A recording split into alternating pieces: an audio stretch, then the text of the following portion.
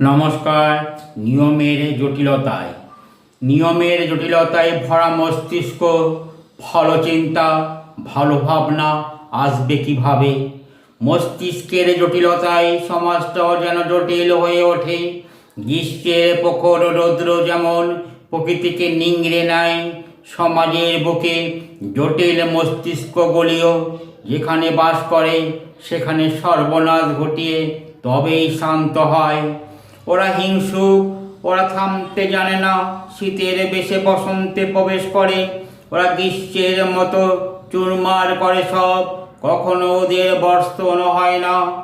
রুক্ষ শুষ্ক গ্রীষ্মের মতোই ওদের লম্ফঝম্প, উন্মাদ আর পাগলের মতো ওরা মস্তিষ্ক হতে উগড়ে দেয় সমাজের বুকে যত নিয়মের জটিলতা।